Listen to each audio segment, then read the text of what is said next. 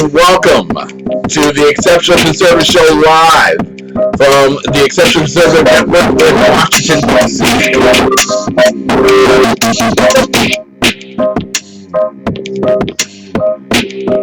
I am your host, the Exceptional One, Kim McClinton. We are ready to get started. We're ready to rock and roll, ladies and gentlemen. Oh man, what a wonderful, wonderful day this has been.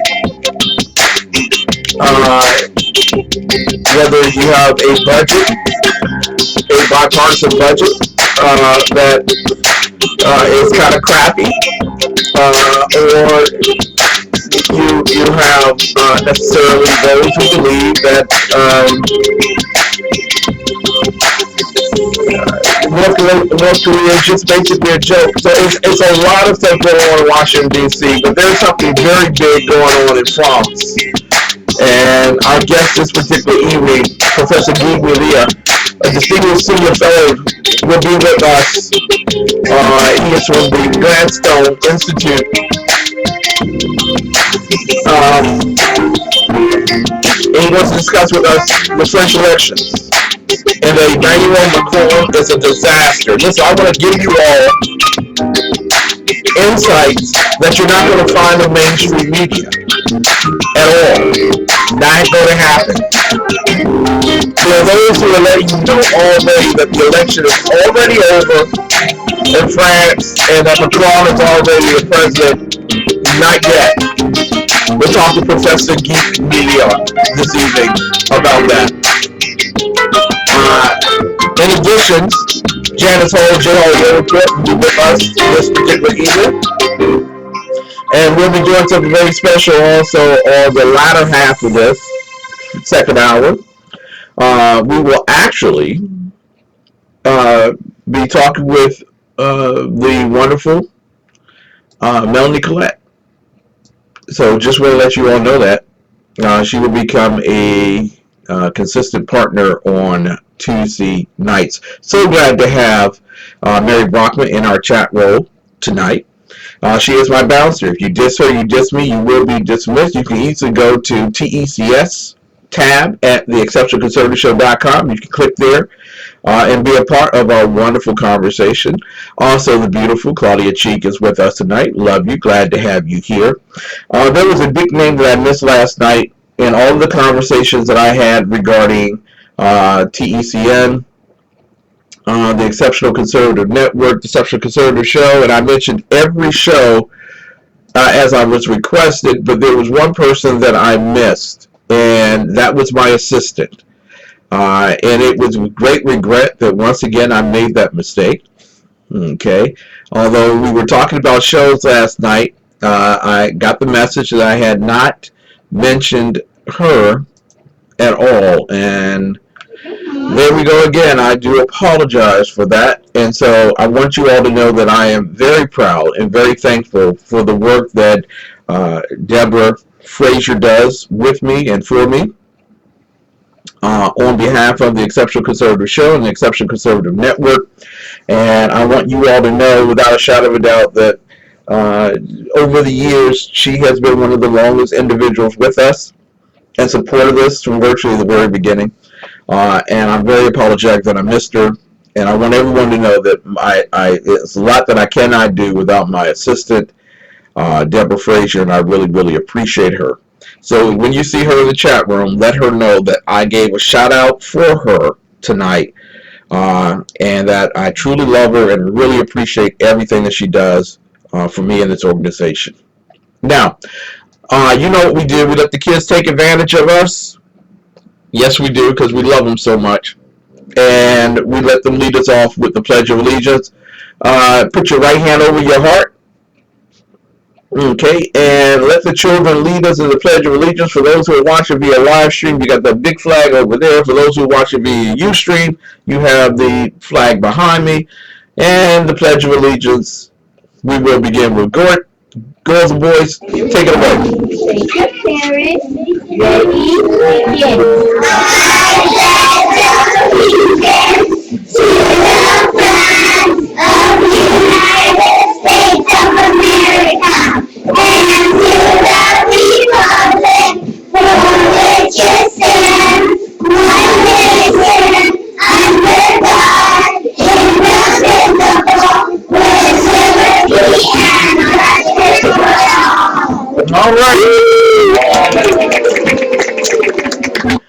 ladies and gentlemen, now it is time for us to get the great professor online with us, and I want you all to be able to reference one of the major reasons why I wanted him on tonight from the Gatestone Institute. Forgive me, Gatestone Institute. Guy Millière happens to be one of their senior fellows at the Gatestone Institute, and he has written. Fix my collar. Oh, I'm so sorry. Okay. There we go. Hopefully that works. His work in the field of foreign relations is prominent, and we really appreciate the fact that he's taken time out of his busy life on a day's notice, in fact, being out in Las Vegas, the home of Freedom Fest. We'll be talking about that as well. For this conversation tonight, a very, very important one. People need to know exactly what's happening in France and the relationship that we could be entering into in just a few days with the French people. It's not what you think it is, and we're going to make certain that you are aware. You can't tell. Okay. There we go. Getting ready to contact the professor, Guy Millière, and we did a writing earlier. Hello? Good evening. This is Ken McClinton from the Exceptional Conservative Show. We're live on the air. We're taking... Okay.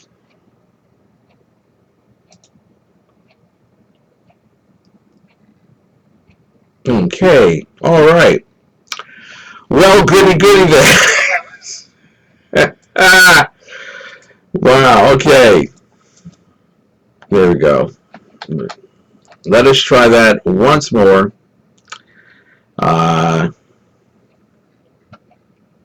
Let's try that one more time, people, and see if we can get this interview in place.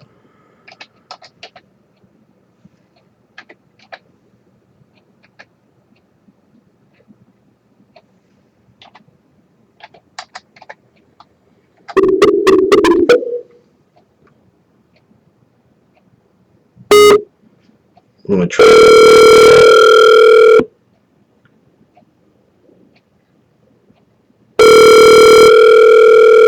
Contacting the Professor Guy Millière.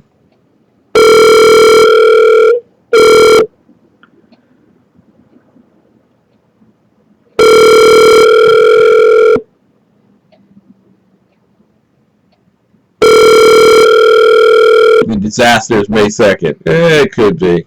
Could be.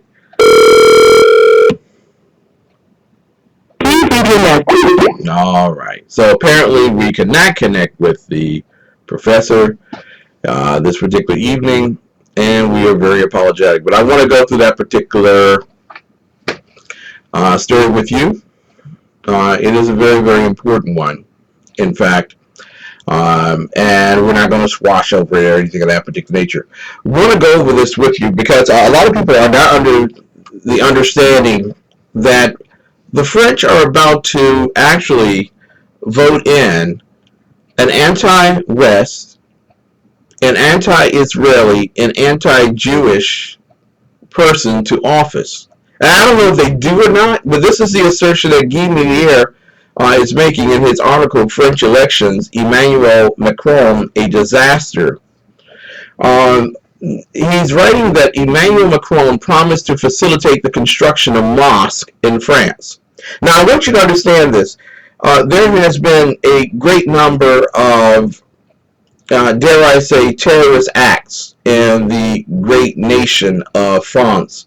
And they have been going on especially since the invitation by those on the socialist left to enter their country, so they would prefer to have immigrants rather than, or migrants. The term would be migrants rather than to produce their own children, create their own population. So in this regard, the people have been terrorized time and time again. In France, I know it doesn't happen here in America at all. Yeah, that's possible, Mary. He may have. But the simple matter is, in this regard, there are those who don't understand that we are about to see put in office an individual who's, amongst all the things that I know of him at this particular juncture,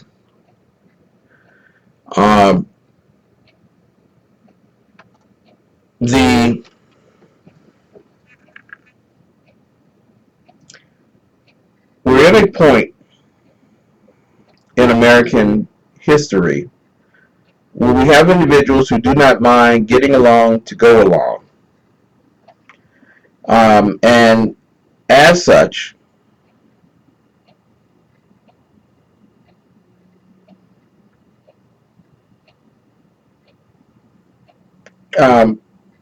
basically, see, I'm getting messages here, forgive me.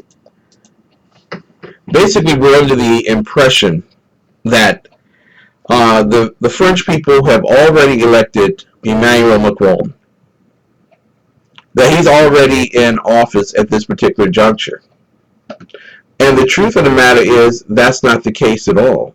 There is a big runoff election on Sunday, May the 7th, pitting Marine Le Pen, those who are deeming her the alt-right candidate, and Macron, who is virtually a socialist in chief. And we're being told that as a result of merely him getting 2 million votes than she did, with over 11 candidates involved in their election, that the race is over. That the 11 political groups have decided to go against her in France. They're going to work against her, and she's already lost. I don't believe that is the case at this particular moment. I believe that Marine Le Pen does still have an opportunity. But we are attempting to. Good evening. This is the exception. Good evening. This is the Exceptional Conservative Show, live from the nation's capital. Attempting to contact Professor Guy Millière. Oh, yes. Hold on, please. Yes, thank you. You're welcome. Thank you. C'est quelqu'un qui veut te parler. Je pense qu'il va répondre tout à l'heure.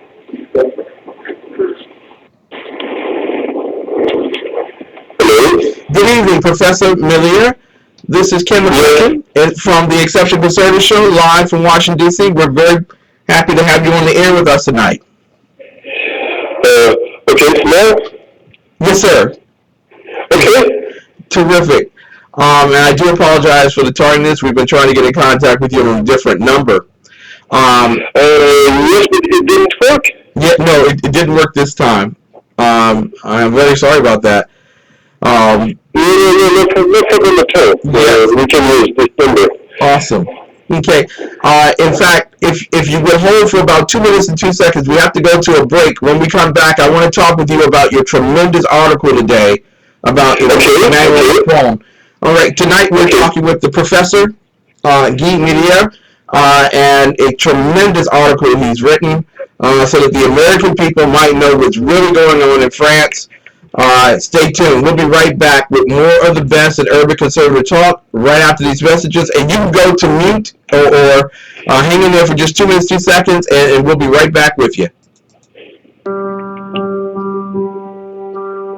From day's first light to night's last glimmer, Your satisfaction is our responsibility. On the range or in the field of duty, you can rely on Rifle's lifetime guaranteed gun parts, tools, and supplies. Anytime, any place. It's how we've done business since 1939. It's a love story like no other. From God's heart to yours. And for 30 years, it's been at the heart of every book, Bible, CD, gift, and resource from ChristianBook.com. Over 500,000 products, always at the very best value. ChristianBook.com. Everything Christian, because it's our story too. From the war front to the streets of our nation's capital. Men of faith. Dr. Michael Jones, the underground professor, and Kenneth McClinton, the exceptional conservative, bring both constitutional gravitas and spiritual perspective on today's issues. To be the most influential Christian urban talk show, it's a new day. On New Day, Black and Red. Ladies and gentlemen, we welcome you back to the Exceptional Conservative Show, live from the nation's capital. You are listening to the Exceptional Conservative Network. We are live with Professor Guy Millière. He has written a tremendous article. I want you all to read it, make it a part of your knowledge base in terms of foreign policy. It is the French elections, Emmanuel Macron, a disaster. Good evening, sir, and thank you so much for your patience with us this particular evening. First and foremost, you are one of the senior fellows with the Gatestone Institute. What is the Gatestone Institute all about? The Gatestone Institute is a conservative and neoconservative think tank based in New York City, and it specializes mostly in foreign policy and what's happening in the Middle East, in Europe, and about the problems created by radical Islam. Mm-hmm. Terrific, and we're so glad to have you here, Professor. And you've written an article about Emmanuel Macron. Now, a lot of people who are conservatives or vote for the Republican Party here in America turn to Fox News, and Fox News is virtually reporting that Marine Le Pen has lost the French election, and as such, there is no hope and no chance for her on Sunday. So we can go on about our business and just forget about what's going on. So, first and foremost, is that the case in France?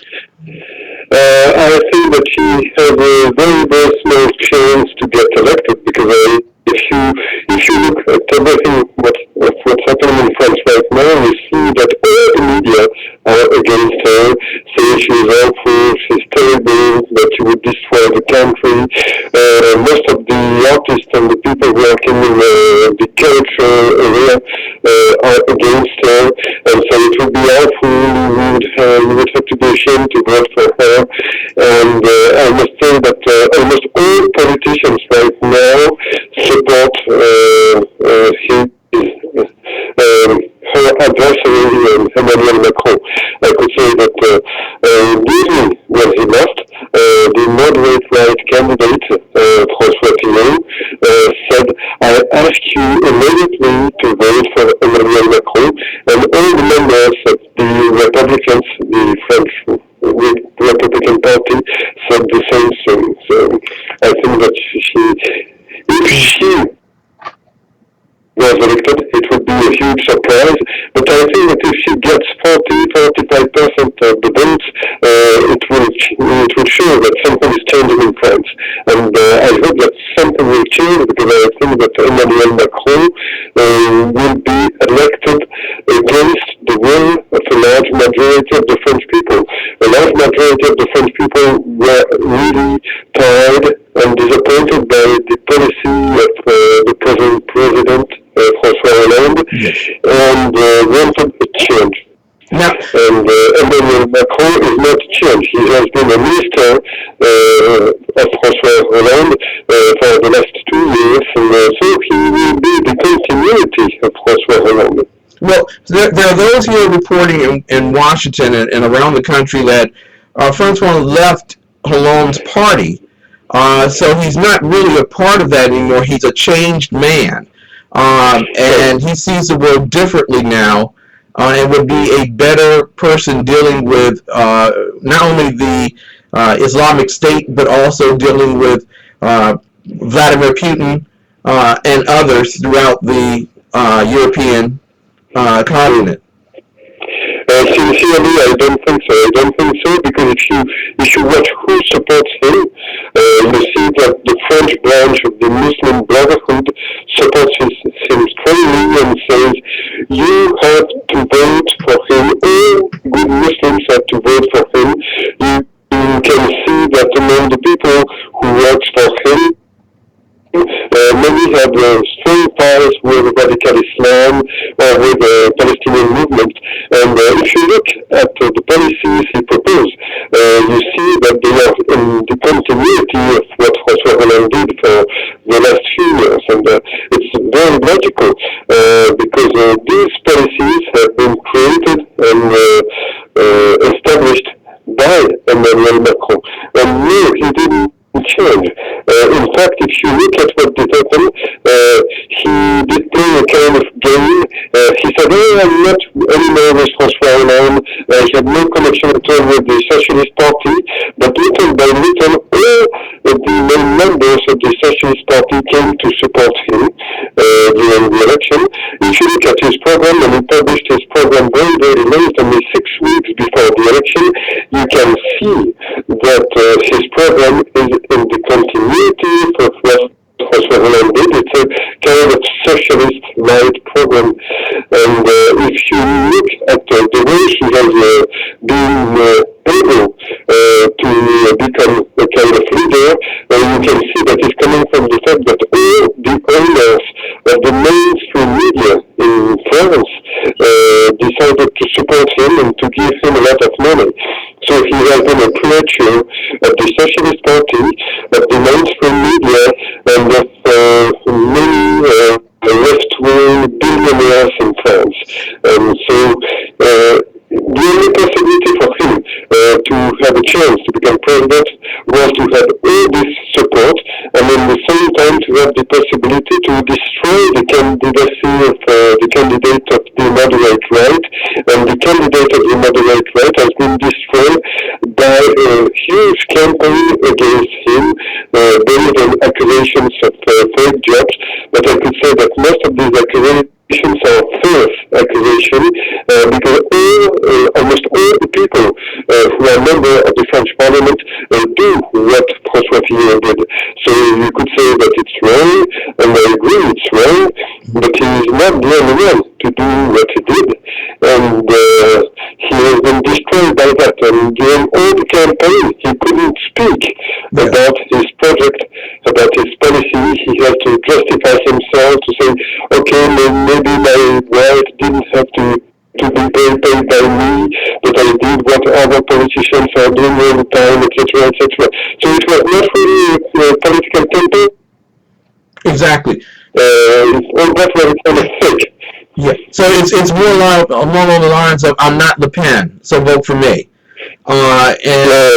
Exactly. And the way he speaks now is really disgusting because if you look carefully at what Marine Le Pen says, you can disagree, and I disagree with her concerning her economic policies because her economic policies are very socialist. I disagree with many other things, but she has been the only candidate to say we have a huge problem in France with Islam, radical Islam, Islamic terrorism, and we have a huge problem with the only kind of anti-Semitism that kills people in France, that kill Jews in France, and this anti-Semitism is Muslim anti-Semitism. That's it. And no other candidate said it. And I know that she is the daughter of her father. Her father was a right-wing anti-Semite, but she's really different. So you can disagree with her, but you cannot say that she's exactly like her father. Yeah. And these last few days, Emmanuel Macron did try to say, with her, Jews will be killed again. It will be the Third Reich and Nazism again. game, etc., etc. And according to me, it's disgusting because the people who kill Jews in France right now and the people who make attacks in France right now are not members of the extreme right. You can disagree with the right, but the people who kill now are Muslims, radicalized Muslims. That's it. And Emmanuel Macron says nothing, strictly nothing about that, and he has the support of very disgusting Islamic movement, the Muslim Brotherhood. Exactly. Now we're talking with Professor Guy Millière, who is part of the Gatestone Institute tonight, with a very wonderful article about the real Macron and that he is a disaster. We understand the fact that he is not the most ostentatious stalwart against the Islamic State. It would be more along the lines of a continual allowance for terrorism to the people of France. But apparently the people of France are more concerned with unemployment at 10% than they are about this Muslim Brotherhood. Am I right on that? Yes, you're right. French people forget attacks, and I think they are wrong because we have had more and more attacks in these last 5 years. You have to remember that man used a truck to kill more than 80 people in Nice last summer. You can remember what it happened at this theater in Paris, the Bataclan. More than 200 people were killed.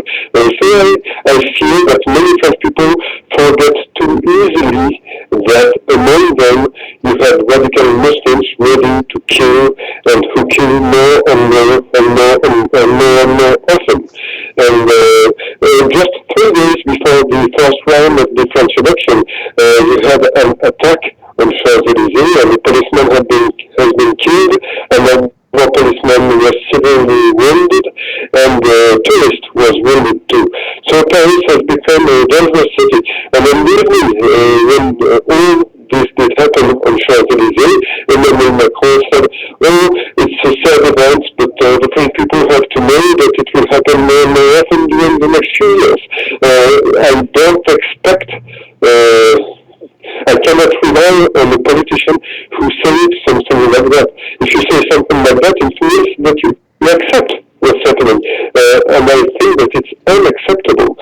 And I agree with you. Many French people think that the unemployment is very high, that the economy is stagnant, and it's a huge problem. But if you look at the proposals of Emmanuel Macron, you see that nothing in what he proposed would help to solve these problems. Exactly. And so I expect that people in France will be very disappointed once he will be elected, because they will see that nothing changed, and that what they will get will be the same policy for the next 5 years. Now, in terms of this, Professor, this is the same gentleman who has made a promise to the people of France, knowing all the terrorism that's going on. He has made a promise to build mosques.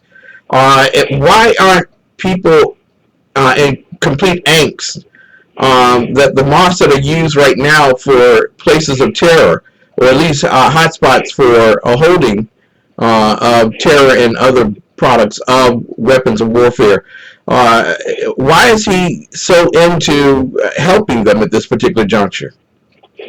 I think that he is doing that because he wants to get the Muslim vote. In France now you have 8 million Muslims, and if you want to get elected, it's good to have the Muslim vote. I could say that François Hollande got the Muslim vote 5 years ago, and that Emmanuel Macron will get the Muslim vote again this year. He almost never speaks about other people. We don't have a Christian vote, and I could say we have in France a Jewish vote, but Jews are few in France. 10 years ago we had 500,000 Jews in France. Now we have only 400,000 left. Wow. It means that 20% of the Jews left France. Wow. Professor, as we're coming to the close here, got 2 sincere questions for you. Because the American people, you know how we love France, and we love Great Britain. And we're expecting France to follow in the suit of Theresa May and throw off the shackles that have abruptly allowed the politically correct to place Europe in harm's way.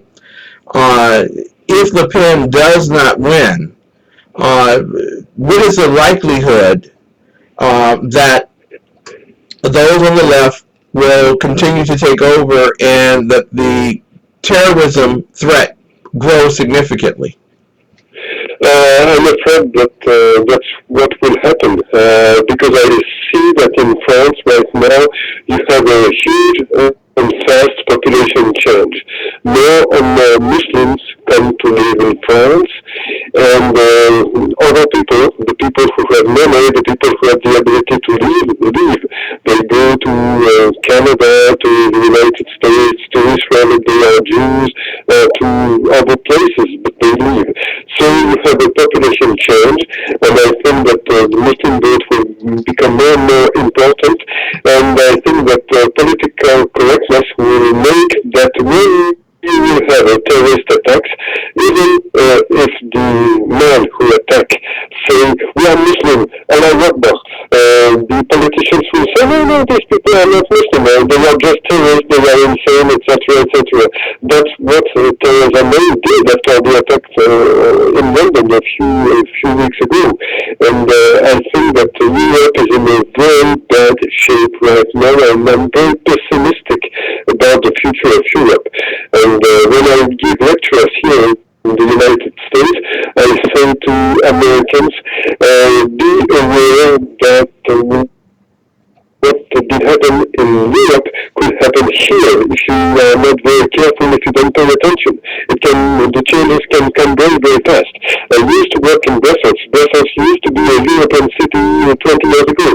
Now, when you're in Brussels, in the center of Brussels, you have the feeling that you are in North Africa. You're not in Europe anymore. Exactly. Professor, final question, and this was well noted in your particular article.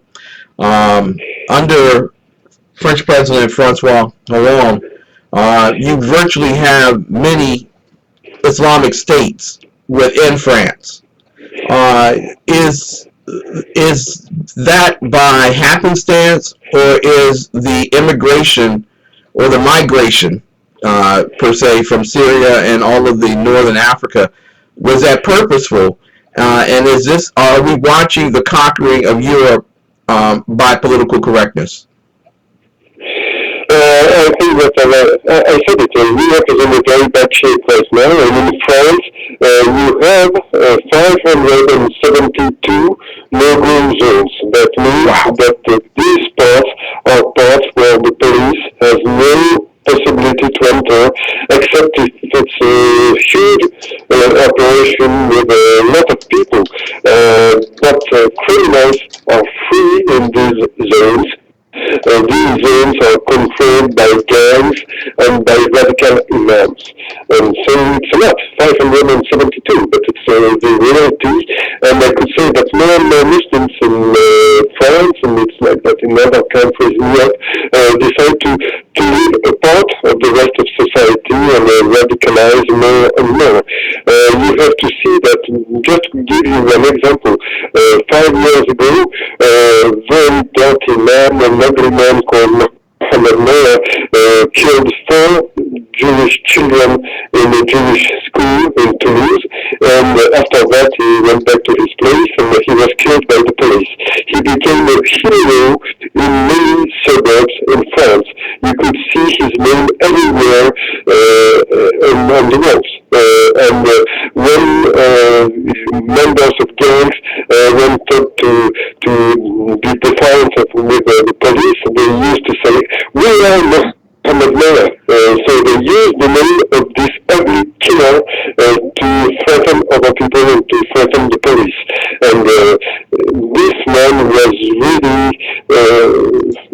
a piece of crap, because how can you kill children 8, 4, 3 years old by using a gun to fire a bullet in their brain, watching them from up close? She did that. And he became a hero in the French suburbs anyway. So you see that France is in a very, very bad shape. Professor, I want to thank you so much for being with us tonight, and we will be following up with you over the course of the year. We want you to come back on our program because America really doesn't know everything that's going on in these particular countries. And we are left sometimes with news media that is just as perplexing as the media in Europe, and that is putting all of us at great risk. Thank you so much for being with us tonight. Thank you very much. All right. That was Professor Guy Millière, and I want you to know it is a tremendous honor to have the professor on the air with us tonight. We will be working on getting him back on more often. I just want you to know, France, as you're tuning in to us tonight, and I know that you do, you have a choice. You can actually fight without a bullet. You can fight and protect your nation.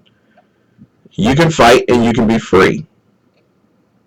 It's entirely up to you. But I assure you that if you choose a man who married a pedophile and is Islamic State friendly, it doesn't matter what you try to do with your economy. It will be cast down and destroyed by your enemies. Ladies and gentlemen, we'll be right back with more of the best at Urban Conservative Talk live on the Exceptional Conservative Network. You are listening to the Exceptional Conservative Show from Washington, D.C. We shall return.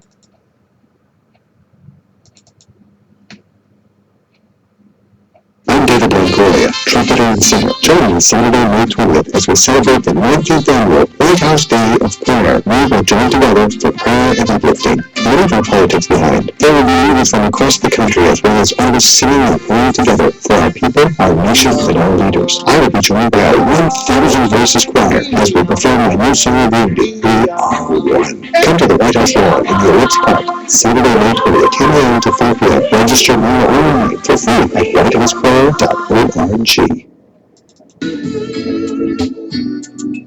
You're listening to the Exceptional Conservative Show at theexceptionalconservativeshow.com. Stay tuned. We'll be back right after these messages.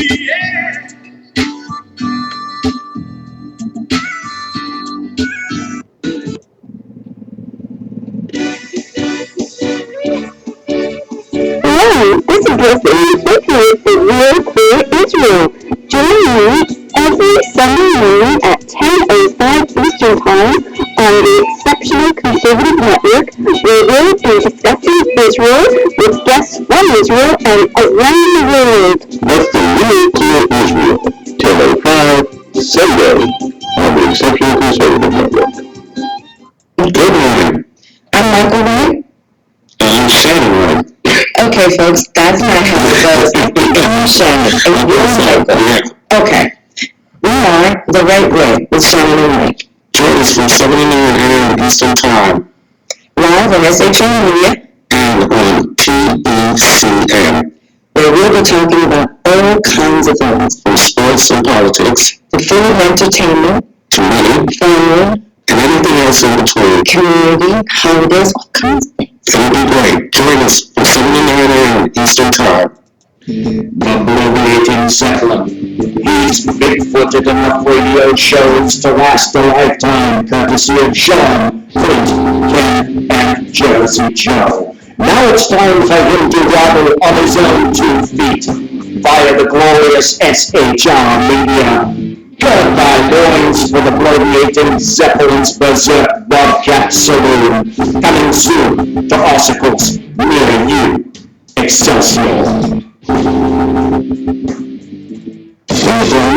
only have only one shot out of this trophy, so we have thousands of accessories and replacement parts to improve your chances. We know how much you love to shoot, so our gunsmiths articles and videos will help you do more and get more out of your guns. We also value your hard work and money. That's why only Brownells backs up everything they sell with a 100% unconditional lifetime guarantee.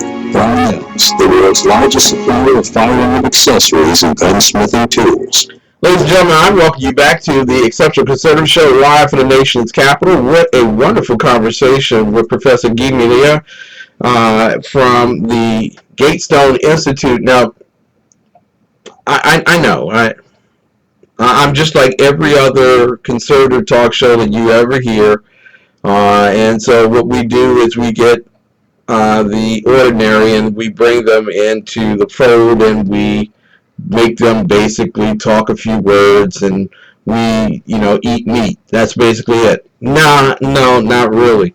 Guy Millière is a very prominent, not only historian, but also writer on current affairs.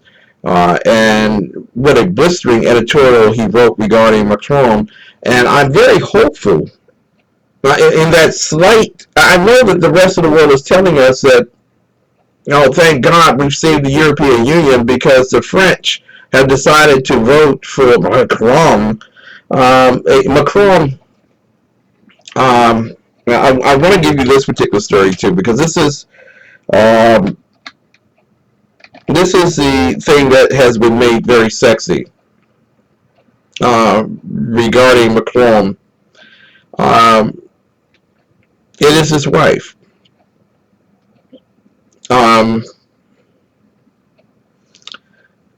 Macron's wife is a number of years his senior. In fact, Brigitte is 64 years old. And listen, there's no problem with 64-year-olds. I know a lot of good 64-year-olds.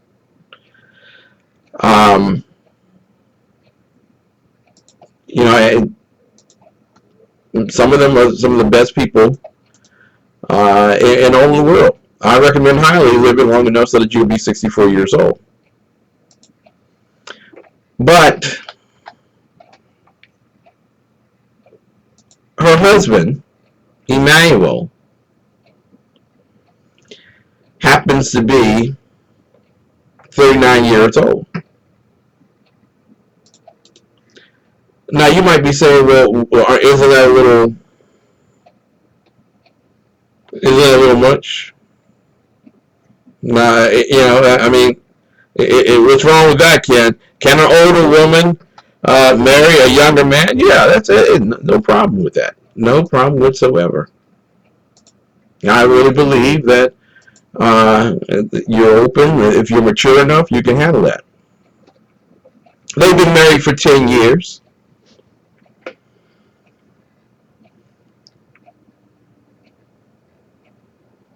But the unfortunate thing is that Brigitte,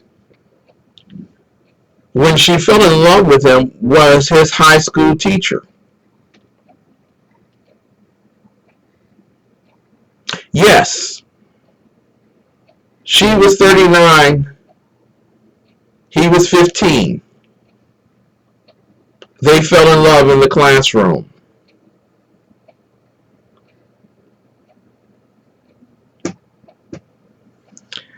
Emmanuel Macron married his high school teacher.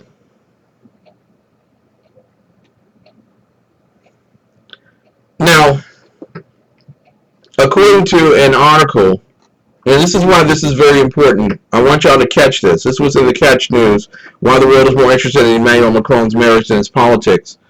I want you to understand what this will do in terms of our culture and why the left are just tremendously excited by this. I want you. They're not excited anymore about gay people being leaders of the world. No, that's not it. They are excited about the next new frontier in social acceptance.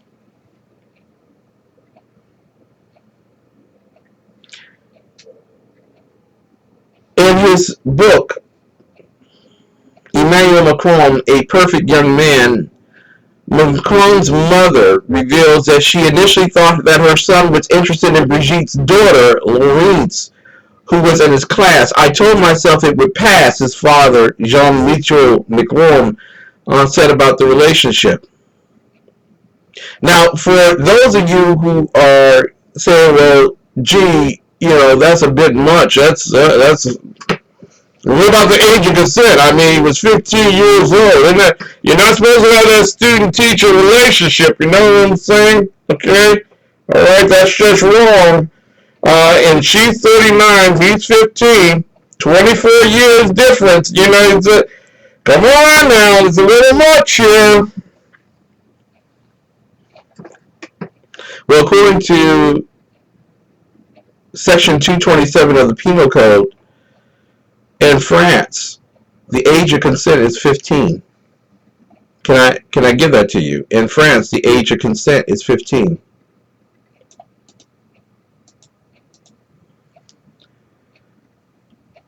If someone has had legal authority over someone aged up to 17, then sexual relations are prohibited.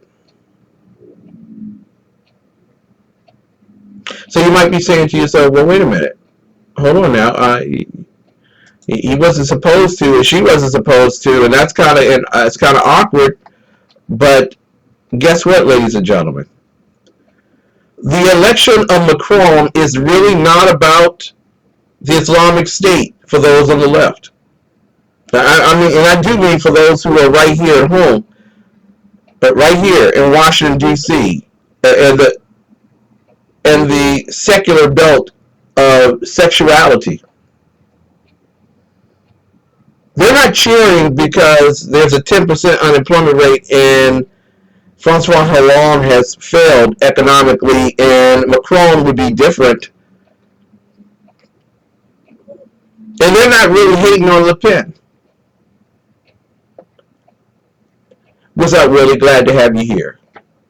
Willie Lawson, wonderful morning show, 9 to 10, Monday through Friday. You got to listen to it on the Exceptional Conservative Network. Willie Lawson's awesome. The election of Macron will induce those around the world to say that pedophilia is not wrong.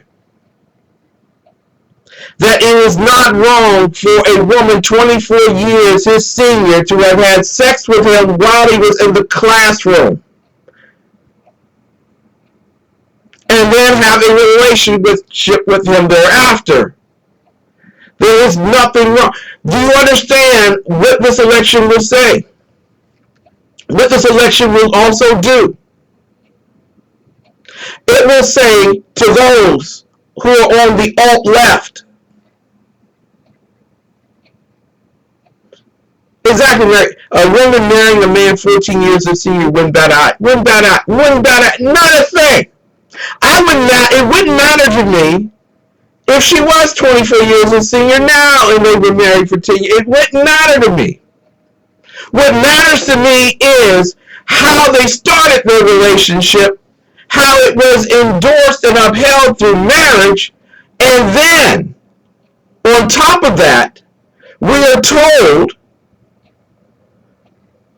that type of relationship is so good that it should be emulated by others around. I want you to know that the Islamic State is looking at this and saying, why are you all so angry with us when we marry off 72-year-old men with 7-year-old girls? I want you all to, now some of you all sit back and say, whoa, kid, you're taking a big stretch on this one. I am not taking a big stretch on this one. This will be the justification in the coming years that pedophilia is not wrong, that it's normal, that it's okay to be with someone who is younger, beneath the age of consent. Hey, you might even grow up someday to be president of your country. Ladies and gentlemen, we're watching Rome reestablish itself. I know some of y'all are listening to me and say, hey, Ken, you're completely crazy. That's why I don't listen to you conservatives. You just need a small crack in the window in order for the wind to blow through.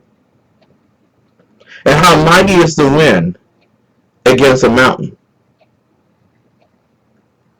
and against the river. Ladies and gentlemen, a pedophile seduced a 15-year-old boy in her classroom. She used to keep him late in the classroom, and they developed feelings for one another. And now we laugh it off as, oh, that was just when they were younger.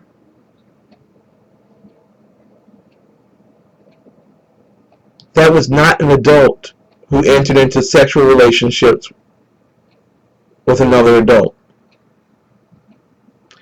This election, mind you, and we talked about Macron and his policies, which are anti-Semitic, anti-Jewish, anti-France, pro-Islamic. But I want you to get a vision in your heads, ladies and gentlemen, that this is really not about any of that. What it really is that the left needs a victory in order to destroy the culture. The left, just like the Islamists, are attempting to destroy a culture. He is the same man who says that I'm not French. I'm not part of a French culture. I want you to, he's a citizen of the world. I want you to understand that the citizens of the world need him to win so that they can justify your little boy, your little girl, being able to sleep with someone who is older. And we'll call it merely a riri affair, a small affair. I don't know why you're upset about this.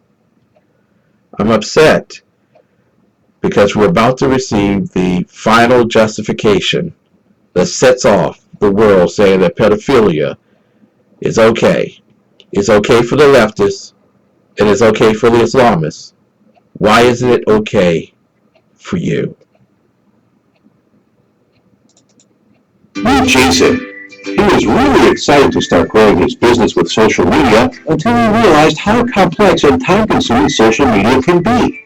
It's difficult to manage multiple social networks and accounts. It's hard to monitor what's happening on social media, follow discussions, and engage with new followers.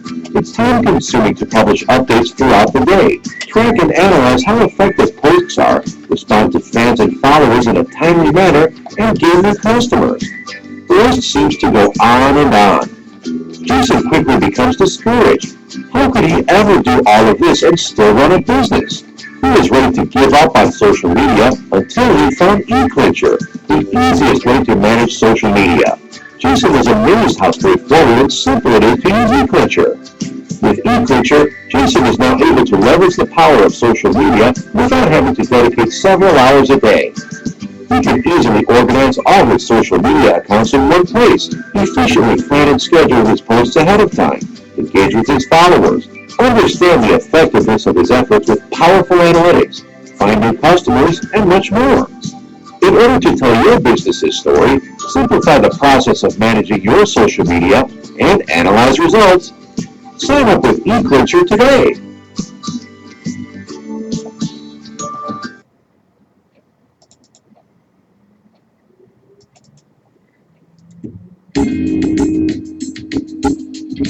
The greatest advertisers in all of the world are on the Exceptional Conservative Show and the Exceptional Conservative Network.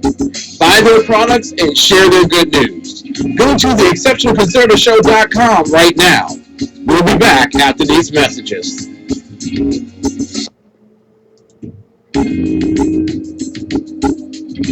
The greatest advertisers. There we go. Ladies and gentlemen, sometimes the cues don't work, but just going in, we got about 30 seconds before we move over to the second half of our program. Janis Hall, the J. Hall World Report, will be joining us at 10 minutes after the hour. We'll be talking about world affairs, as this is basically foreign affairs night on the Exceptional Conservative Show Tuesday nights. What a wonderful conversation we had with Guy Millière, professor, who is part of the Gatestone Institute. You all might know that the Gatestone Institute was created by Ambassador Bolton or at least taken over by Ambassador Bolton. And so it is a very conservative foreign policy look. You can look at it differently, but I assure you, you might be wrong. We'll be right back in about 4 minutes with more of the best of Urban Conservative Talk with the second half of the Exceptional Conservative Show. Melanie Collette will be joining us in the latter half of our program as we talk about Trump and foreign affairs. What's all this about Trump meeting with North Korea's Yong Kim Moon, or whatever his name is? You know, Little Kim. We'll be right back with more of the best right after these messages.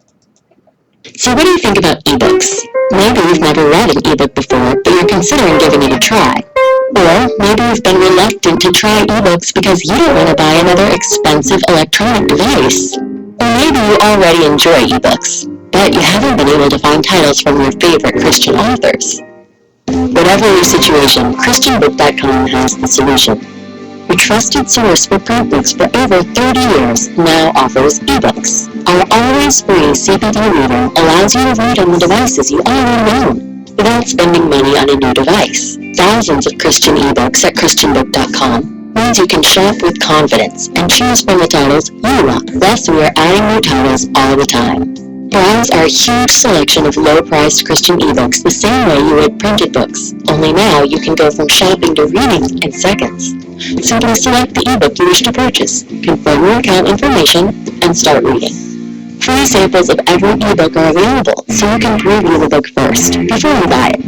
Plus, there's no lengthy app downloads and updates. Accessing the CBD Reader is as easy as going to cbdreader.christianbook.com and bookmarking the page. The CBD Reader holds your ebooks and bookmarks for you, no matter what device you want. So, you can take your entire ebook library wherever you go and pick up right where you left off.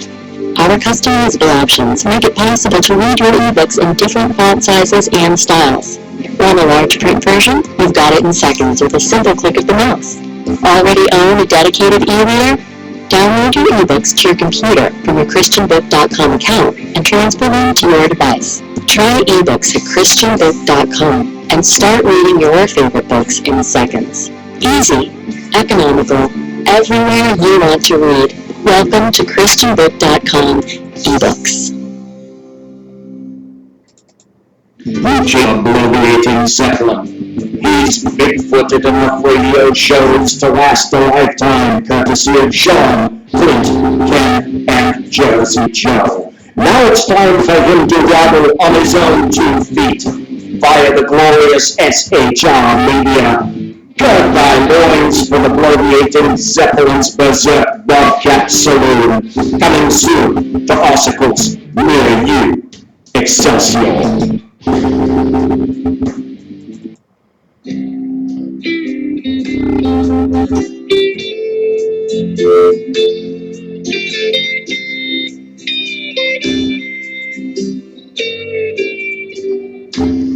I'm Ken McClinton, chairman of the Exceptional Conservative Network.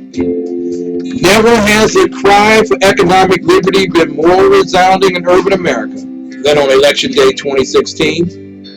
It's the economy. All real change begins with the American entrepreneur. Socialism did not work. Progressivism stole the wealth of individuals and families. You voted for something different.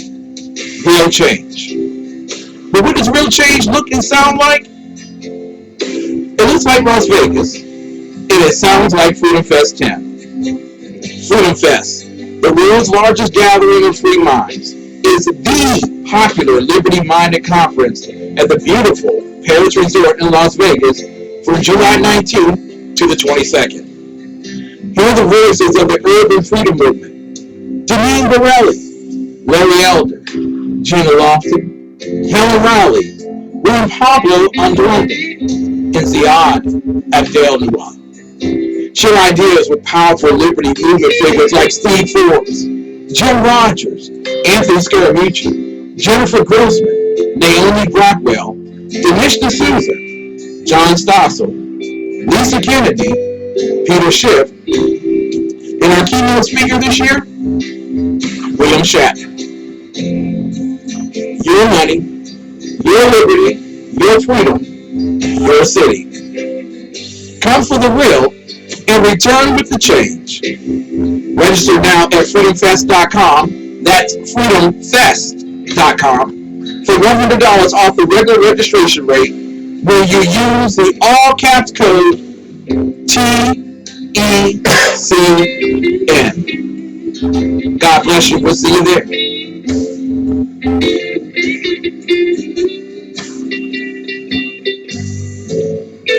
Ladies and gentlemen, I hope that you've had an opportunity to take a look at the exceptionalconservativeshow.com, our pages. I think today our maddening social media expert added as many Freedom Fest pages as you possibly could see, along with a picture of the Paris resort in Las Vegas, where the event will take place. Ladies and gentlemen, what a wonderful experience it will be. Freedom Fest. Listen, they're adding more and more people daily to that particular event. I'm going to try to encourage the professor himself to do something there, since he lives in Las Vegas. Man, what a great voice to hear on foreign policy, other than Guy Millière, professor, author of 27 books, talking about France. But there are so many things that will be going on at Freedom Fest. We want you to be an active part of that. Listen, I want you to register today so that you can get your $100 discount. All you have to do is use code TECN. Code TECN. Use that code to register. Now, you could probably catch a very cheap flight on United, since they're basically giving away, because quite frankly, the passengers now get thrown out of the plane as we go over without parachute Las Vegas. So just want to let you know that. Melanie also says that Greg Gutfeld will be there. Yes, he will be on Wednesday night, the opening night. He will be there. And there's so much more being planned. Freedom Fest, you really don't know all the big ones that are going to be there until about June. Once you get to about June, you pretty much know. But Greg Gutfeld was added last week, and so many others will be coming on board. So I would encourage you, without a shadow of a doubt, make it a part of your summer. July 19th through the 22nd, in the wonderful state of Nevada. Okay? Freedom Fest. Make certain that you're there. Ladies and gentlemen, for those of you who think that I'm overboard about this stuff, before we go to the lovely and the beautiful and talented Janis Hall, on April 29th, there was a report in the NewJersey.com, NJ.com, news and information. Gary Wilczewski, and I picked New Jersey because, I don't know, maybe somebody from New Jersey will be coming on a little bit later on. But apparently a 28-year-old township man who used an electronic gaming console to meet young boys and convince them to perform sexual acts on camera was sentenced Friday to 46 years in prison. Gary Wilczewski will be required to serve at least 32 years in state prison before he is eligible for parole.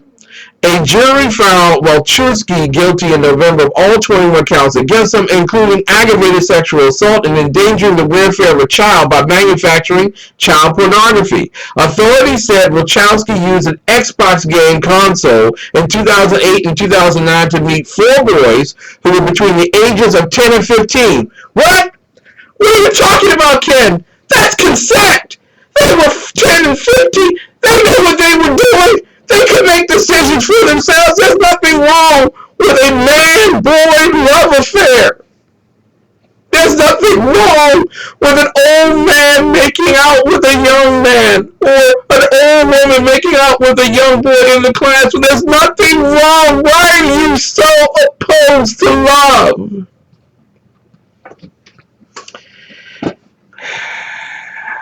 Keep your kids away from Xbox. That's all I'm going to tell you. Ladies and gentlemen, I'm telling you, ladies, you think I'm crazy, but you're getting the justification here. You're getting it in terms of what's going to be coming up in the next few years. There will be a justification for pedophilia, and people will look back and say, hey, Ken, I remember listening to your show. You sounded like an idiot, but wow, you were right. Coming up, the beautiful and vivacious Janis Hall, the J Hall World Report. It's a tremendous honor. You must be in Washington, D.C. There's ambulances and police cars all around.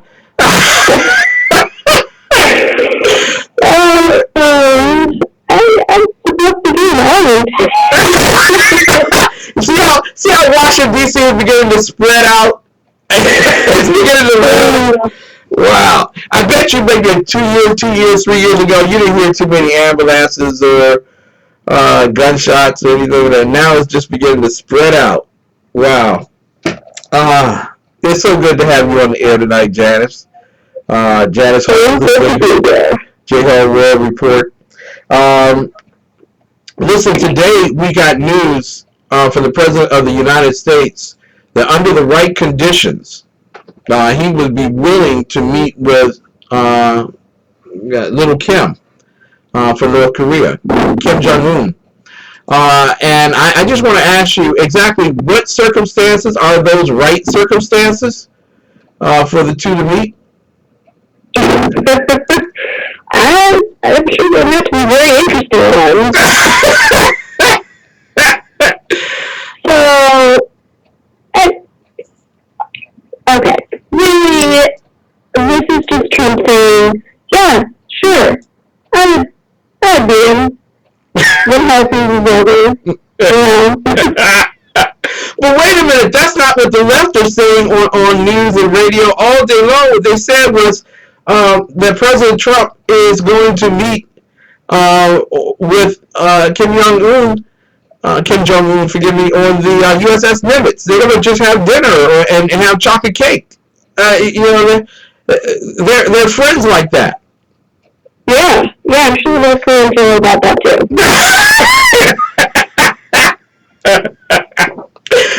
It's simply amazing what you. But really, what we're talking about here is the U.S. military, the U.S. naval fleet. Is right off the coast, 10 miles off the coast of North Korea, and you have the Chinese who are putting up nearly 200,000 troops on the border to prevent North Koreans fleeing into China on the peninsula. You have the Japanese talking about nuclear arm, to protect themselves now, and we are providing missile defense protection for them now with our naval ships in the area and submarines in the area. Then you have the South Koreans who are like, I don't really want to fight this thing, but if we have to, I really don't want to fight. So we got all this going on, and then you have the President of the United States talking about he's ready to meet with Duarte, who we know and love, for his permission to kill people on the streets because they sell drugs. So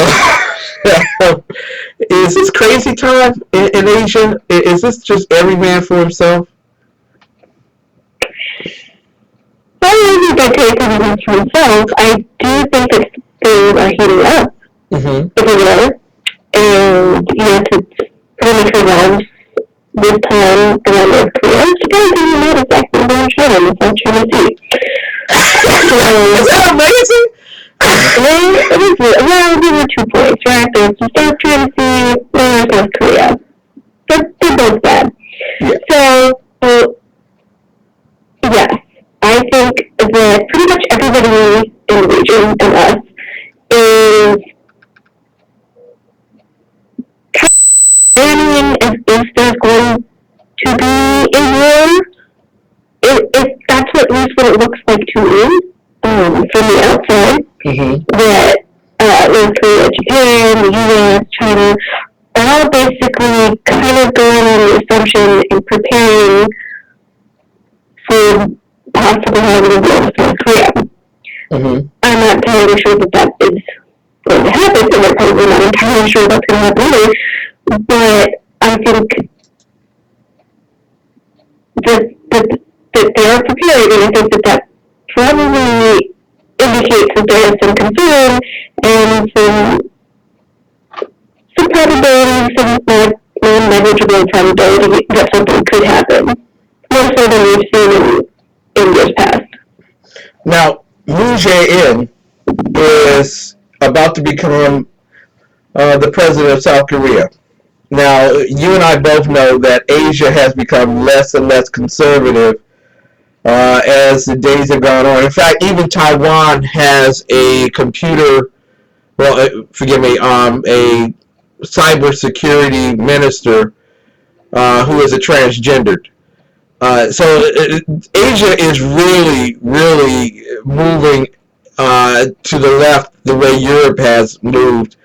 And part of the old standard premise of the U.S. being there and being supportive and being a stalwart for their protection against the Chinese, against Russia, it is now kind of feigning.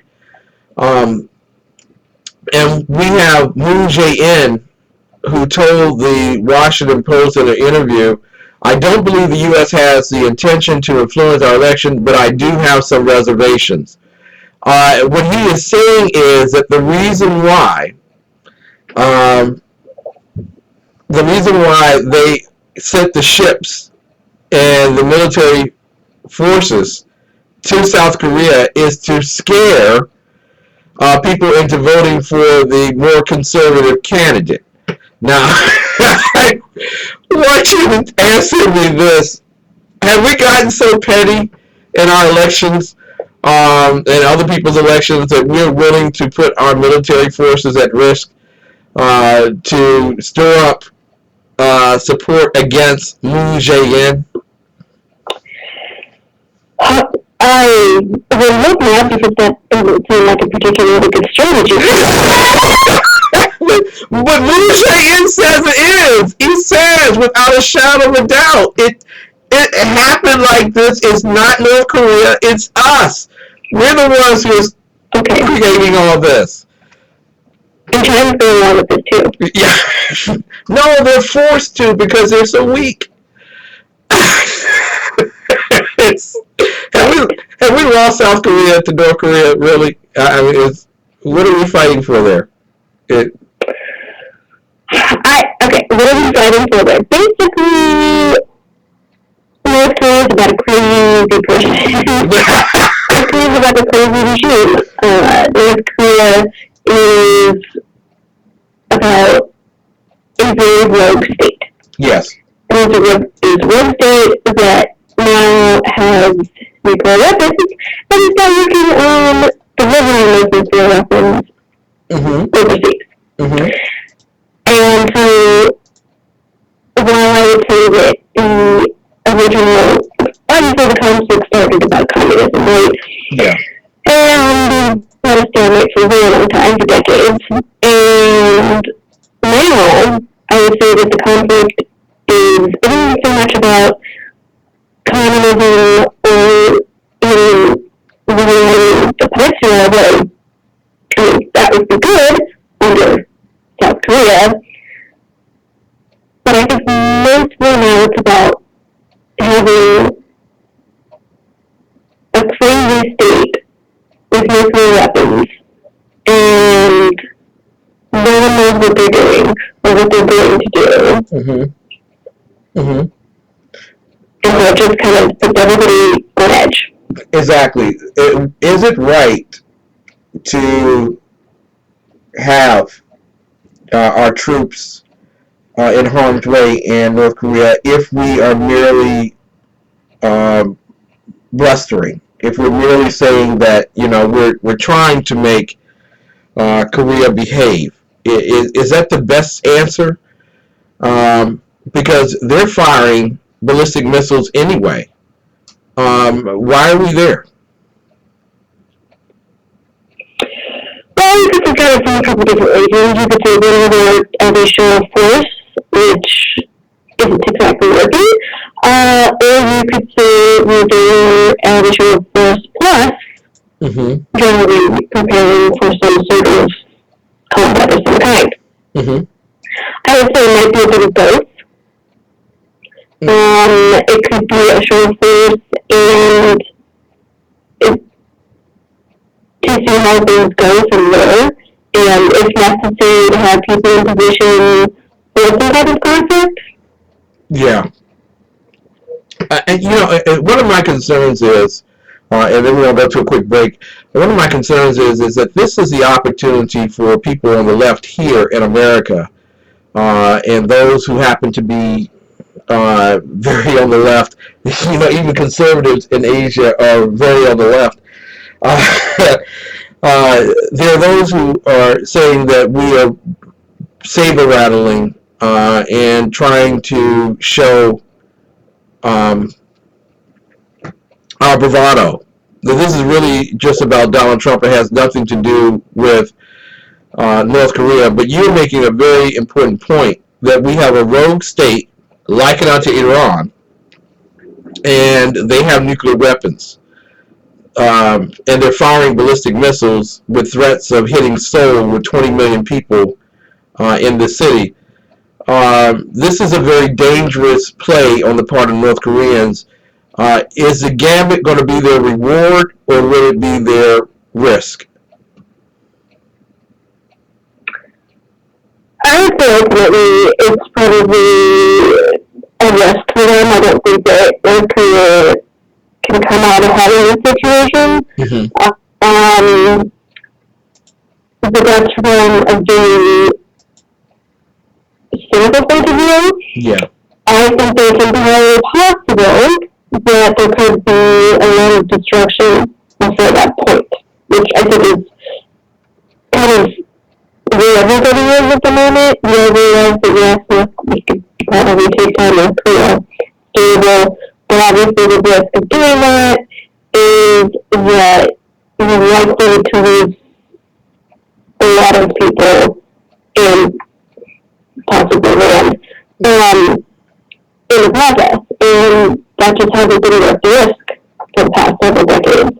And I'm not entirely sure people think it's worth the risk now, but I think that if that calculation seems to be changing because North Korea has been so aggressive in trying to get nuclear weapons and to have missiles. So I think that people, yeah. Yeah. Do you think he should have chocolate cake with Trump? I don't think it would be very much. And I don't think he needs to eat more cake. Well, in fact, that's a joke on Fat Boy. I hear he doesn't like to be called Fat Boy. Let him eat cake. We'll be back with more of the best in urban conservative talk with none other than the beautiful and vivacious Janis Hall, J Hall World Report. She is our world news commentator, and we're so glad to have her on every Tuesday night at 10 p.m. Eastern Time. Stay tuned. We'll be right back.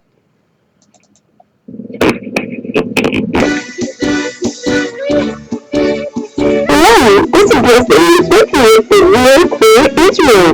Join me every Sunday morning at 10:05 Eastern Time on the Exceptional Conservative Network, where we'll be discussing Israel with guests from Israel and around the world. That's the Real Clear Israel, 10:05 Sunday on the Exceptional Conservative Network.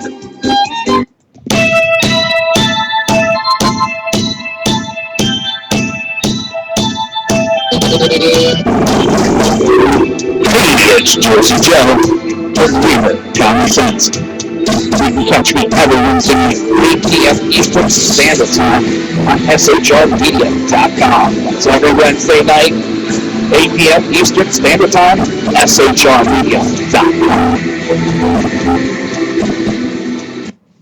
Hi, my name is Billy Lawson on the Billy Lawson Show here on the Exceptional Conservative Network. We have a brand new show on at 9 a.m. Monday through Friday.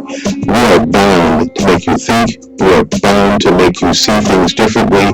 We are bound to push you into action for not only your community, but your country.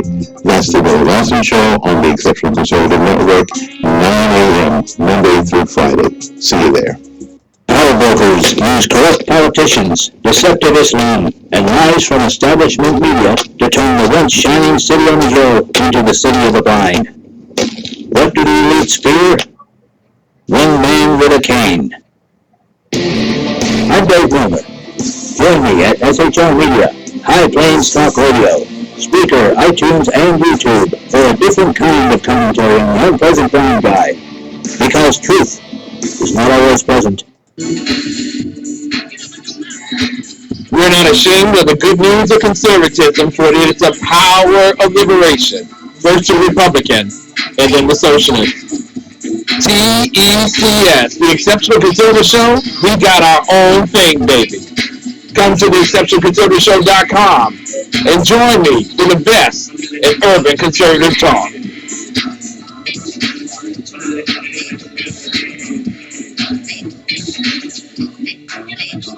Well, for knows we only have only one shot out of a sad trophy, so we have thousands of accessories and replacement parts to improve your chances. Learn how much you want to shoot, so our gunsmiths articles and videos will help you do more and get more out of your guns. We also value your hard work and money. That's why only Brown Nails backs up everything we sell with a 100% unconditional lifetime guarantee. Brown Nails, the world's largest supplier of firearm accessories and gunsmithing tools. Ladies and gentlemen, we welcome you back to the Exceptional Conservative Show, live from the nation's capital, that's Washington, D.C.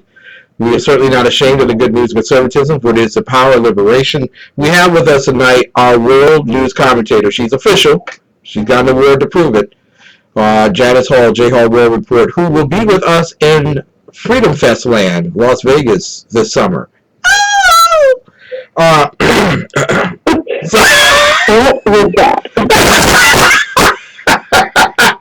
That's just a daddy figure being happy.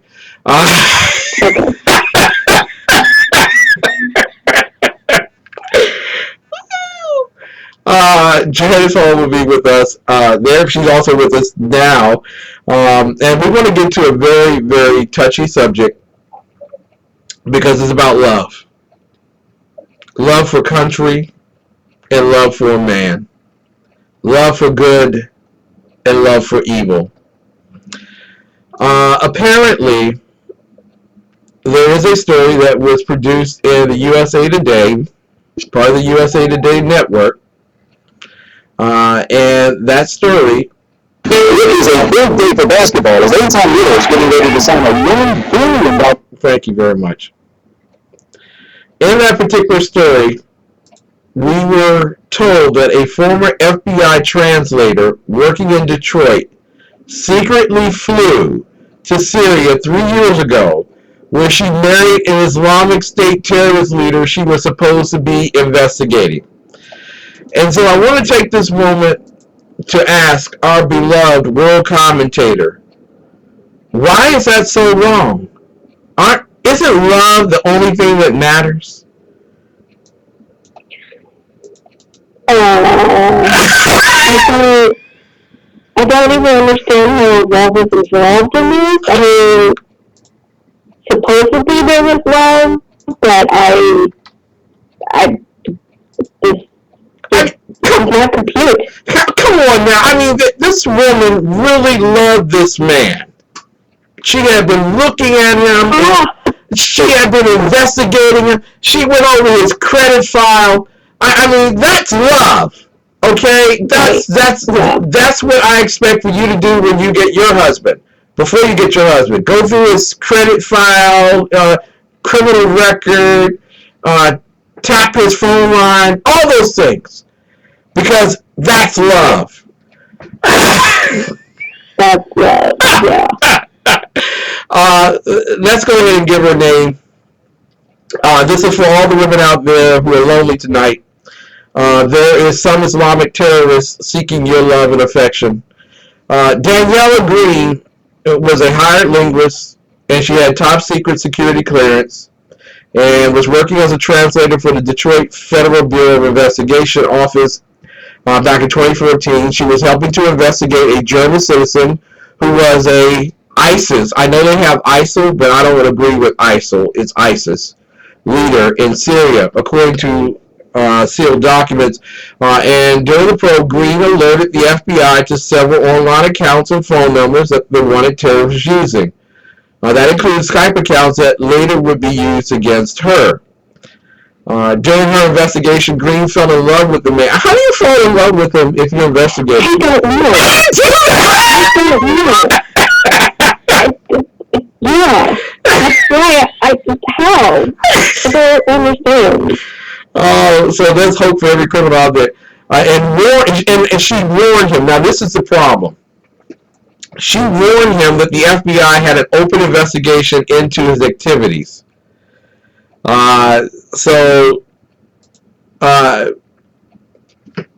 Apparently that might be considered illegal. Am I right about that? That's something that you. Yeah, that's probably illegal.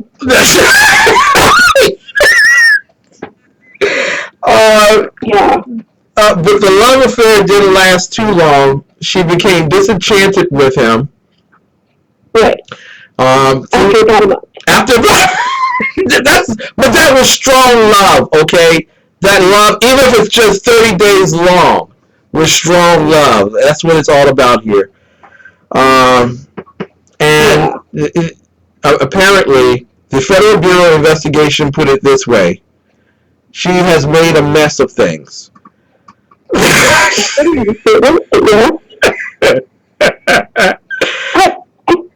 even understand. Is she psychologically okay if there's some sort of like mental health issues going on with this? Because this in no way makes sense. No, it doesn't. In no way. It doesn't make sense. She managed to escape Syria and get back here after the love affair. 1 month. Forgive me. That was strong love. And she was arrested upon her return. Okay, that part makes sense. What did you think was going to happen when you got off in New York, LaGuardia? Really? Right. There's a lot of this story that doesn't make sense, but that part does. Welcome to America. Now you're ready to go to jail. She pleaded guilty to making a false statement involving international terrorism. And she has served 2 years in prison. She will be released. She was released over the summer during the Obama administration. I just want you to know when this took place. It was so during the Obama administration, it was okay for FBI agents and their assistants to fall in love and get married. To actually leave the country and get married to a Islamic terrorist. Pretty much. I mean, I'm not going to say it was okay exactly. But really, I guess they had to do a couple of years in jail. Really? Oh, she's interfered with an international terrorist for sexual reasons. I just don't understand. I really just don't understand. And apparently, court documents identified that Dennis Cuthbert, a German rapper and Islamic State sympathizer, is the man that they were looking for,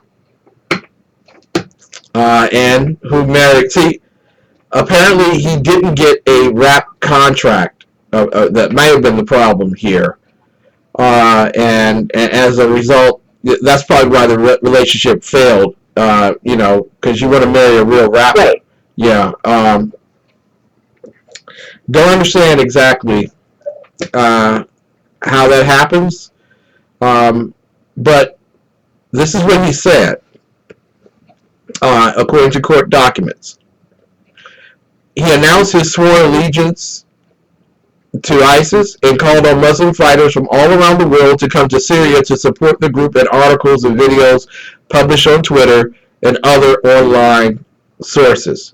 So this is not one of those, maybe he's ISIS, maybe he's not ISIS. This dude is straight up with the cause, and she marries him. Right. Well, I mean, she had to go to Syria to marry him. Yeah. So, even if he wasn't straight up ISIS, the fact that she was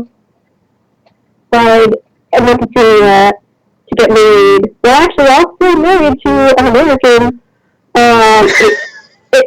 Even that's messed up. Let alone the fact that he's actually an ISIS. He's a terrorist. Are you trying to say her husband here has grounds for divorce? Or is that what you're trying to say? I don't think so.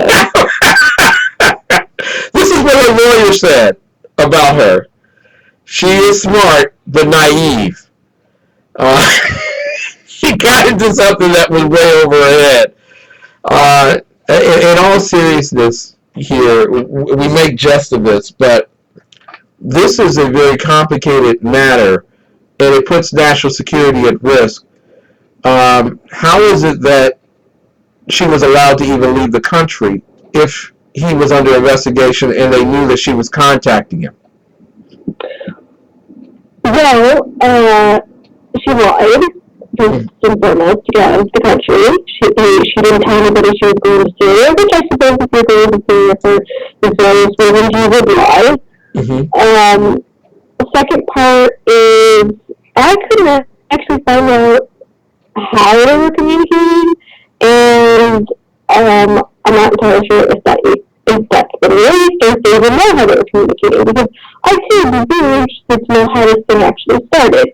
Like, okay, she's watching him, basically stalking him, and then at some point there's communication. I just wonder how that whole thing started. What does this say about the FBI? Is it that they're great, or there's some concerns that we have regarding some of the people at the Federal Bureau of Investigation? I would have concerns about some people. I would hesitate to say that I don't think it's a systemic problem with the FBI. Yeah. I think that right now the FBI is still doing pretty damn good. But sometimes weird things happen. This is a weird thing. This is one of those. This is very weird. This is not good, people. But there have been girls who have gotten on airplanes from Denver and Los Angeles and Atlanta to travel to Syria to marry ISIS. Which doesn't make sense, but somehow makes more sense than this. Yeah. If anything can make sense, but. Yeah, and we appreciate the fact that she did admit her guilt, that she has served her time. She could have been in prison for at least 5 years, but 24 months in, she has served her time. She's out. God bless her. Pray that she never gets security clearance ever again. And we pray that she stays off the streets of Syria. Stay away from guys who believe in blowing up America. It just doesn't work. Those relationships don't last too long, do they? No. Maybe don't expect them to. But congratulations also to the FBI in terms of covering this and making sure that this was adjudicated properly. But in finality here, I want to ask you, there are serious concerns about the ISIS agents using Facebook and other tools to get to women, to get them to come and become their slaves. Am I right? Yeah, this has been going on for a while. And I don't fully understand how this can possibly happen, but it apparently does. So, and it probably will continue to keep happening. Well, it must be something about that air of danger. And this person, he's for the cause. And, I have no idea. I know. I really have no idea. Janis. I mean, there's also grooming gangs going on in Europe, so hey. Yeah, grooming gang? What is that? It's basically a group of local men, essentially, every time court and groom a woman a girl you eventually will, grow up and leave a family and get married and become Muslim. Wow. Wow. Fathers, if you're like me, do whatever you can to protect your daughters. Keep them away from those who would do them ill. So that they do not end up getting on an airplane to fly to Syria to marry a guy who is a German rapper. Just don't do it. Janis, we love you. We appreciate you. We look forward to you coming back Tuesday night at 10:10 for the Janis Hall World Report. Great. All right, ladies and gentlemen, we will be back. When we come back, we will be talking with Melanie Collette. You know her from MoneyTalk with Melanie and also from TECN.biz. She will be joining us, and we'll be talking about, what are we talking about tonight? Our country needs a good shutdown. That's what Donald Trump says.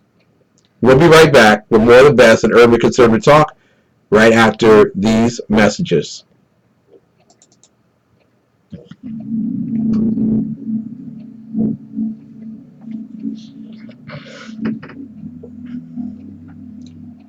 There are only two things you should be doing weeknights at 9 p.m. Eastern Time, and one of them is legal in 58 states. So do the other one.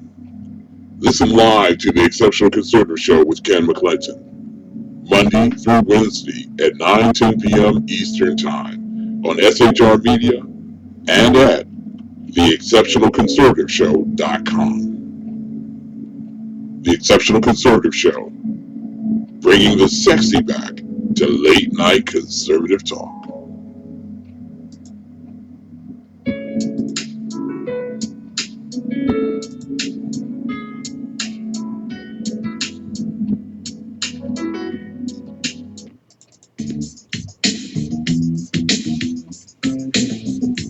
You're listening to the most influential urban conservative talk show in all of the world.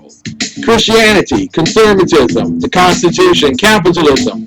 We talk about it all right here on the Exceptional Conservative Show at theexceptionalconservativeshow.com. Go there now and join me in chat. We're spreading the good news to the ends of the earth. We'll be back right after these messages.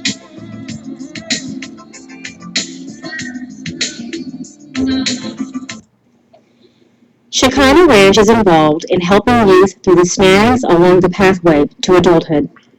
The last 8 years have created greater challenges. Having a president to parade perversion to our youth has generated the need for us to ramp up our character learning 100-fold. Today's youth are confused. Our goal is to give them a fresh understanding of creation, moral clarity, respect for authority. In short, restore absolutes and boundaries. Boys are born boys, and girls are born girls.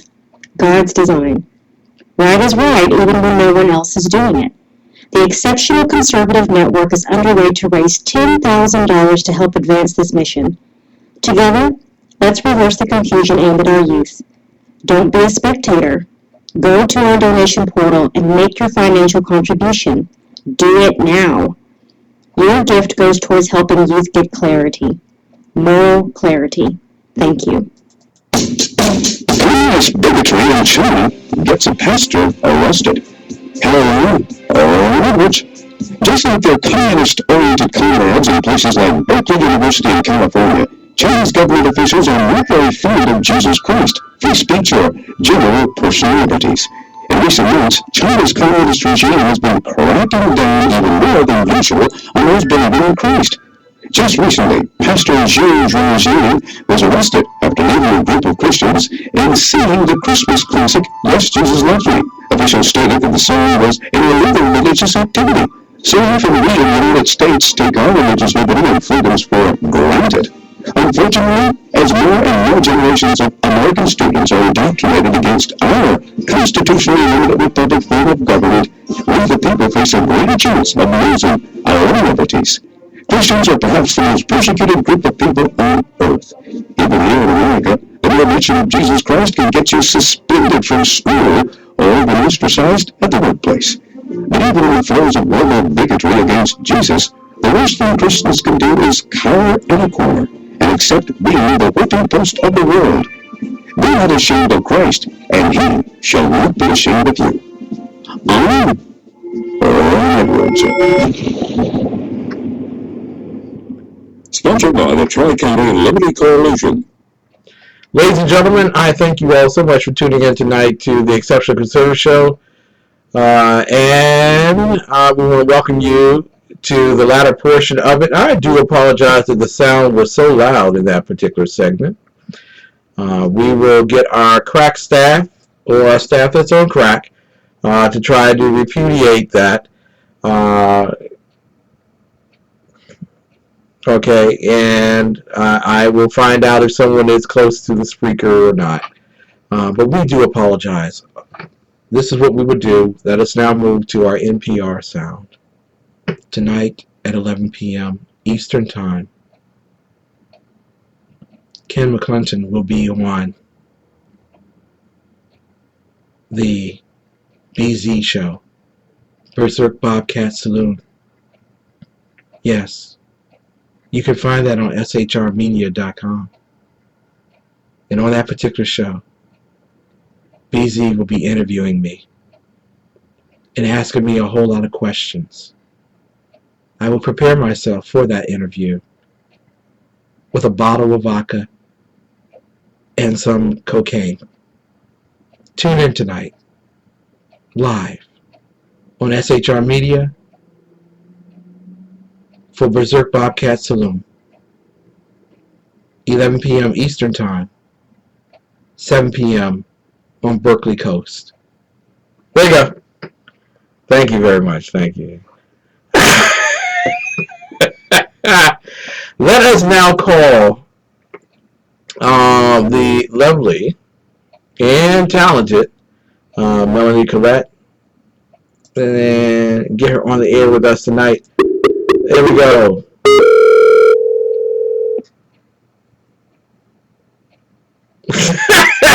No, BC, I had to mock, not you. Here we go. Hello? Hello, Melanie Collette. Oh, you got Joe? Welcome to the Exceptional Conservative Show, live from Washington, That'll be D.C. perfect. Let us make certain that your sound is perfect. We will ask our producer, BZ, who's drinking vodka right now and doing crack, preparing for the interview that he has to do at 11 o'clock with me. Let's ask him if the sound is hours perfect. ago in preparation for this. He may have, because it's already been funded by the Neil Bortz Foundation, the Crystal Meth Foundation, and taxpayers Wow. who are part of the PBS broadcasting system. There we are. Wow.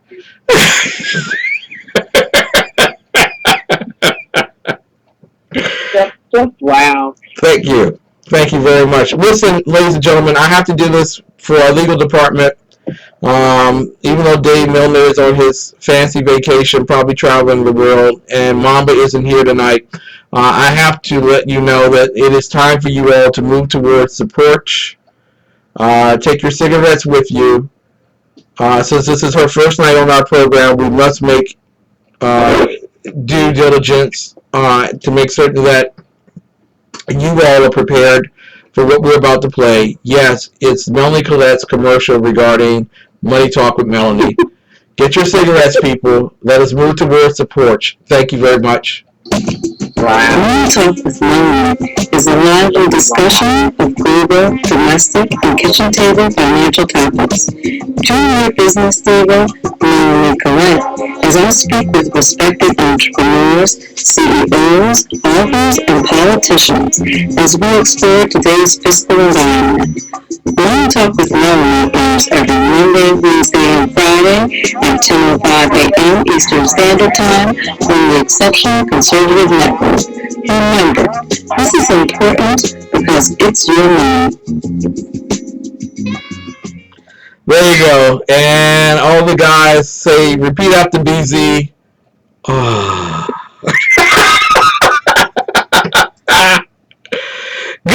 Melanie, welcome to your first segment on our program.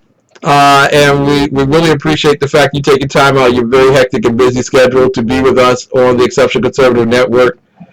Well, first, the pleasure is truly mine, really. Yeah, I thought it would be. But,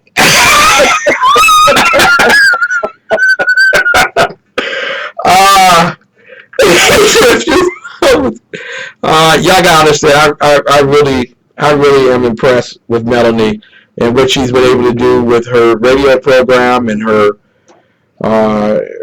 show. She is the first politic on TECN, so that's a great honor. It is, indeed. Yeah, it shows that you have a great deal of brilliance, and as well that you can make your hair look nice. Yeah, thanks.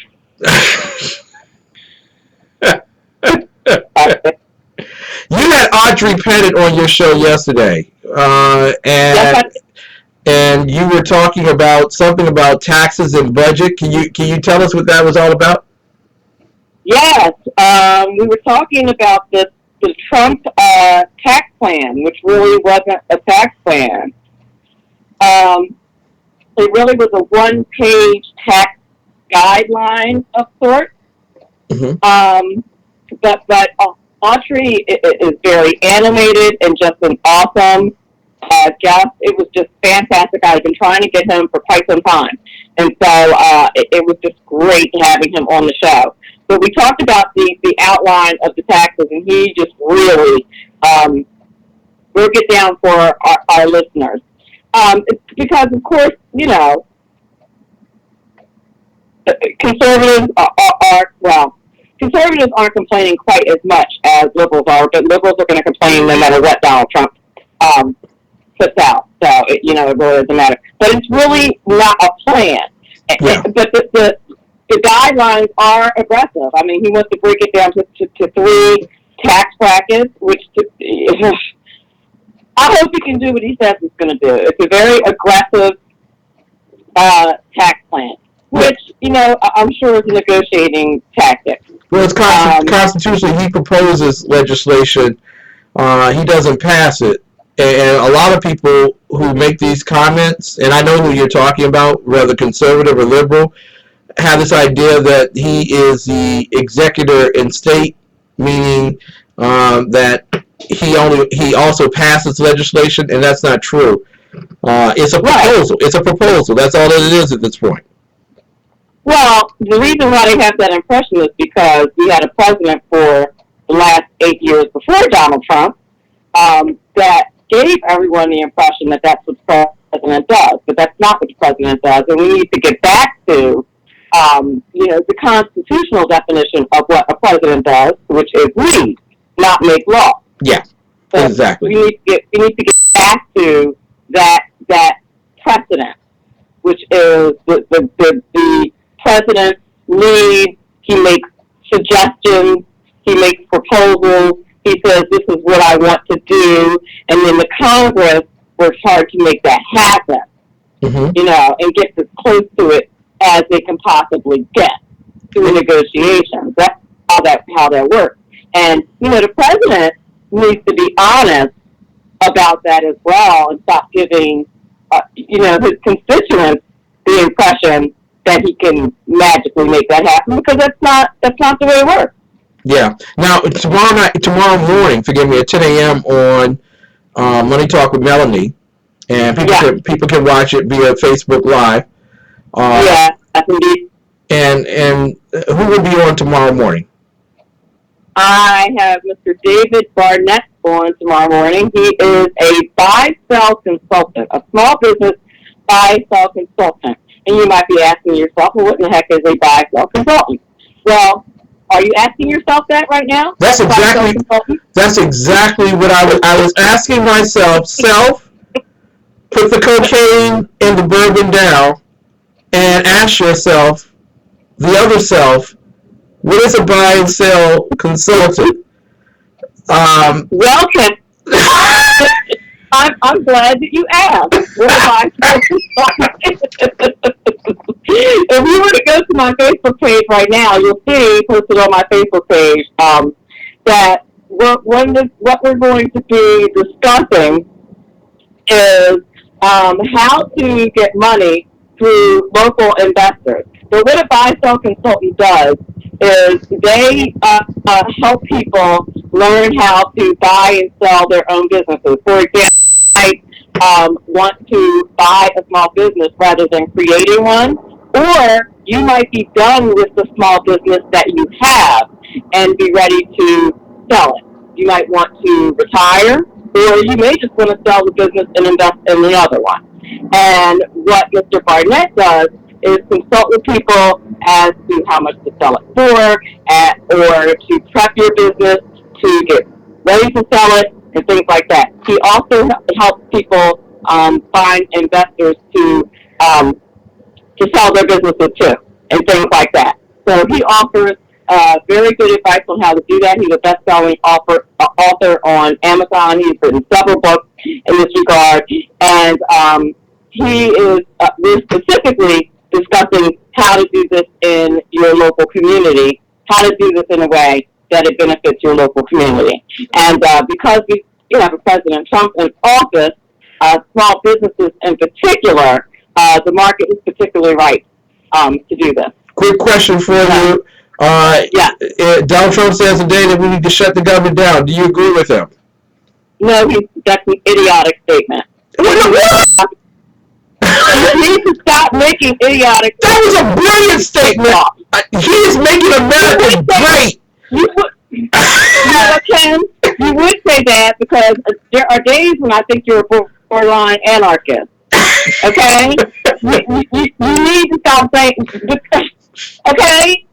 You know what? And that's another reason there's too many men in the government and not enough women. Not enough women. Every now and then, men get mad because another man did something and they're whipping them out as a little contest. And they need to stop getting mad because they're whipping them out saying, I won, and just be about their business and put them away. Well, after the report, wait a minute, women pedophilia, women marrying ISIS. Yeah, we need more women in Congress. So, if there were more women in government, you wouldn't have to worry about people whipping stuff out and saying mine's bigger and having a little contest every time they get mad. Shut it down, people. Shut it down. I don't care what Melanie said. We really appreciate you. We love you, Melanie. Tomorrow morning, how can people listen to your program? You can listen to my program. You can listen to my program live on TECN.biz in the chat, via Facebook Live, or later on Spreaker. Perfect. Listen, at 10:05 a.m. There we go. We really love you. We really appreciate you. God bless you. We'll be listening tomorrow morning on your program. Thank you so much. You're welcome. Ladies and gentlemen, Melanie Collette, who you are guaranteed anytime she comes to the show with me, she will disagree with me. You're guaranteed. It's going to happen, ladies and gentlemen. Listen, I got to get ready for an interview, very important interview with my very good friend, BZ, as he's getting things in operation at SHR Media, shrmedia.com. I would encourage you all, if you would, to come on over and listen to the interview if you have time tonight. 11 p.m. Eastern Time. It's on shrmedia.com, Reserve Bobcat Saloon. It's not often that I do this. I normally don't do any interviews, to be honest with you. I try not to do any. I do a lot of them, but I try not to do any myself. But here goes. So please, shrmedia.com. And BZ, be gentle. It's my first. No. Ladies and gentlemen, always remember this. God bless America. It's time for America to bless God. Good night. God bless. We'll see you tomorrow morning at 7 a.m. on none other than the Exceptional Conservative Network. Good night. God bless you all.